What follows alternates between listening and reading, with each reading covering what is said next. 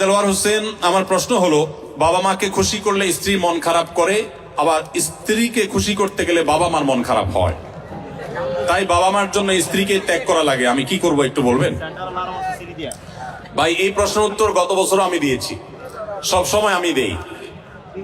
আপনাদেরকে, যারা এখানে বিবাহিত আছেন, বিদেশে আছেন, আপনারা যে কি পরিমাণ প্যারায় আছেন, এটা দেশের অন্য কোনো মানুষ না বুঝলেও আমি খুব ভালো করে বুঝি।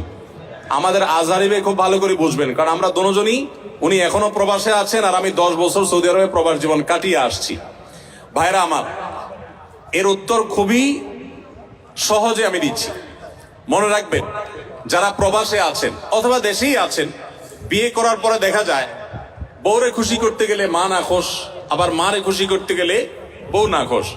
আপনাদের এই পরিস্থিতি থেকে বের হওয়ার জন্য কিছুটা ডিপ্লোম্যাটিক আচরণ করতে হবে, কূটনৈতিক আচরণ করতে হবে।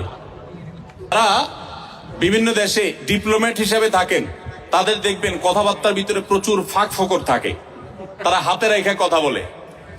বেশিরভাগ ক্ষেত্রে এই পারিবারিক অশান্তিগুলো দূর করার মূল সমাধানটা হলো বুদ্ধিমত্তা।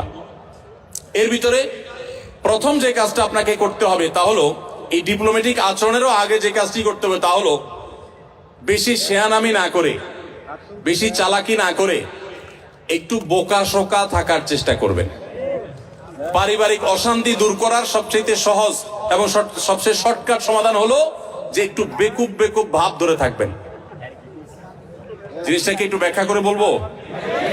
আচ্ছা, ধরেন আপনার স্ত্রী এসে আপনার মার নামে এক গাদা বদনামি করছে, তোমার মা এটা বলছে, তোমার মা ওইটা বলছে, উনি কি এটা বলতে পারে? একটা বুড়া মানুষ কিভাবে এই কথা বললো? তোমার ভাই এটা বলছে, তোমার বোনও এটা করছে, দুনিয়ার বিচার দিল বউয়ে।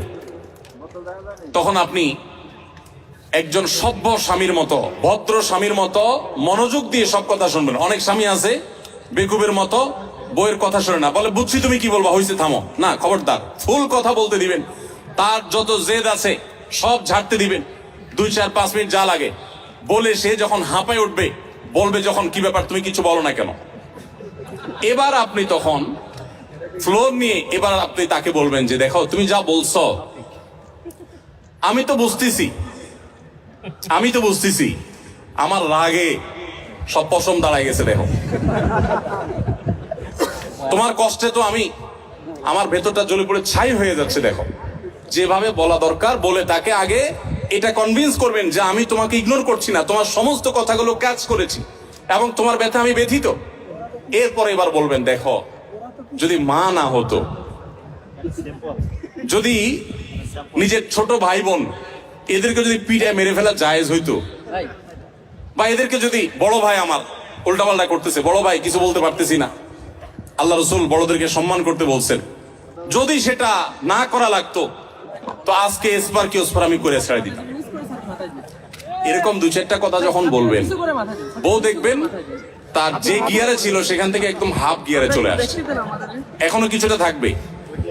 এরপরে আপনাকে সে যেটা বলবে সে হলো, আপনার সব লেকচার শোনার পর সে আপনার ব্যাপারে একটা কমেন্ট করবে। সে কমেন্টটা হলো যে, আমার স্বামী লোকটা আসলে, মনে মনে হয়তো বলবে বা অন্য কাউকে বলবে যে লোকটা আসলে ভালো কিন্তু বেকুব।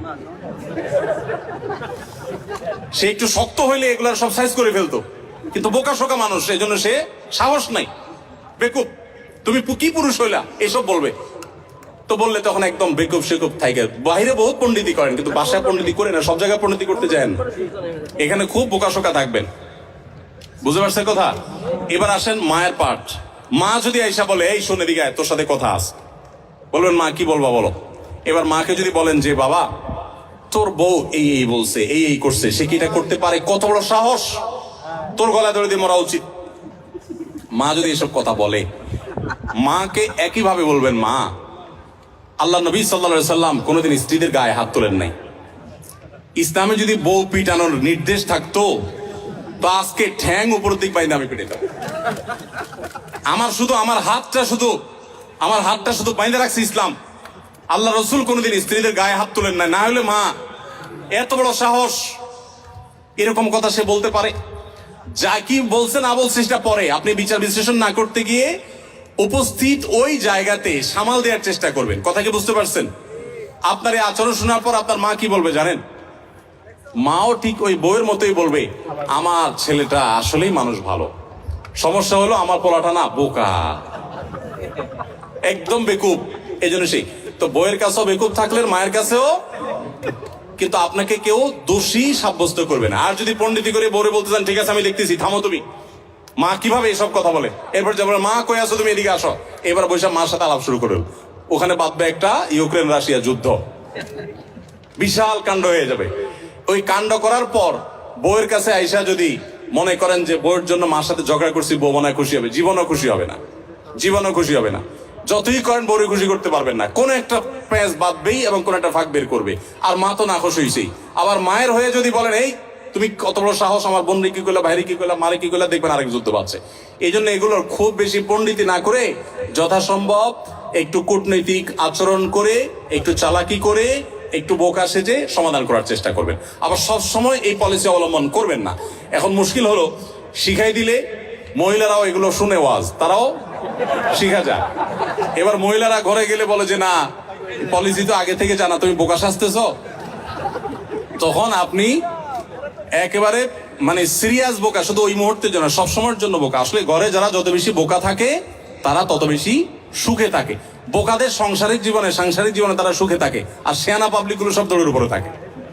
এই জন্য বাহিরে ব্যবসা বাণিজ্যের দোষায় শেয়ানামি করেন, পাকনামি করেন, কিন্তু ঘরে বেশি পাকনামি করতে আইসেন না। একটু মুরব্বী মানার চেষ্টা করেন। তবে হ্যাঁ, কিছু কিছু ক্ষেত্রে আপনাকে তো স্ট্রং হতে হবে। আমি এই কথা বলছি এর মানে এই না যে আপনার স্ত্রীর প্রতি আপনার মা বোন জুলুম করবে আর আপনি সবসময় শুধু নাটক করে যাবেন না।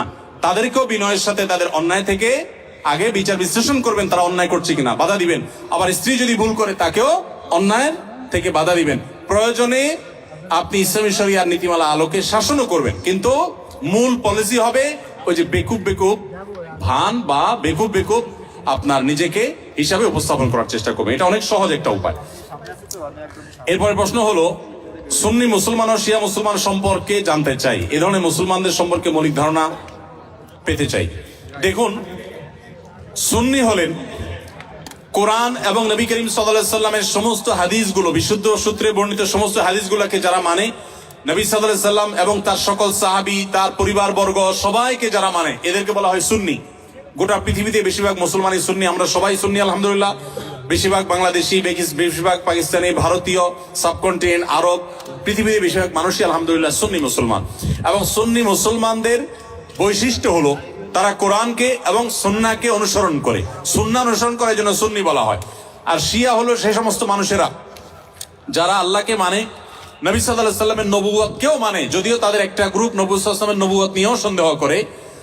আর এর পাশাপাশি তারা শুধুমাত্র নবী পরিবারের সদস্যদেরকে মানে, সাহাবীদেরকে তারা মানে না, বরং সাহাবীদের সাথে শত্রুতা বিদ্বেষ তারা জ্ঞাপন করে, লালন করে। তো এই কারণে তারা শিয়া এবং আলাদা হয়েছেন। শিয়ারা তারা বিভ্রান্তির দিকে আছেন, শিয়া পন্থাটা বিভ্রান্তির পন্থা, এটা হেদায়েত এবং সত্য থেকে বিচ্যুত। নবী করিম সাল্লাল্লাহু আলাইহি সাল্লাম বলেছেন, আমার পরে তোমরা আমার সুন্নত, আমার খলিফাদের সুন্নতকে আঁকড়ে ধরবা। নবীর সুন্নত এবং আদর্শ যদি কেউ আঁকড়ে না ধরে, সাহাবীদের যদি আদর্শকে কেউ যদি ইগনোর করে, সে কখনো ভালো মুসলমান হতে পারে না। এজন্য আমাদেরকে সতর্ক থাকতে হবে এবং ভালো মুসলমান হতে হলে অবশ্যই কোরআন এবং সুন্নাহ উভয়টাকে অনুসরণ করতে হবে। শিয়াদের মধ্যে কিছু কিছু গ্রুপ আছে যারা বিভ্রান্ত, পরিপূর্ণ ইসলাম থেকে তারা বাহির হয়নি। আবার দুই একটা গ্রুপ আছে তারা আম্মাজান আয়েশার চরিত্রে কালিমা লেপন করে, কোরআনের আয়াত নিয়ে সন্দেহ করে, নবী সাল্লাল্লাহু আলাইহি সাল্লামের রিসালাত নিয়ে সন্দেহ করে তারা ইসলামের গণ্ডি থেকে খারিজ হয়ে গেছেন। আল্লাহ তাআলা আমাদেরকে কোরআন এবং সুন্নাহ উভয়টার অনুসরণ করার তৌফিক দিয়েছেন। আমরা আলে বাইতকে, রাসূলুল্লাহ সাল্লাল্লাহু আলাইহি ওয়াসাল্লামের পরিবারকেও ভালোবাসি, আবার তার সাহাবীদেরকেও ভালোবাসি। আমরা এখানে কোনো বিভক্ত করি না, তারা বিভক্তি করেছে, এগুলো তাদের সাথে আমাদের পার্থক্যের জায়গা।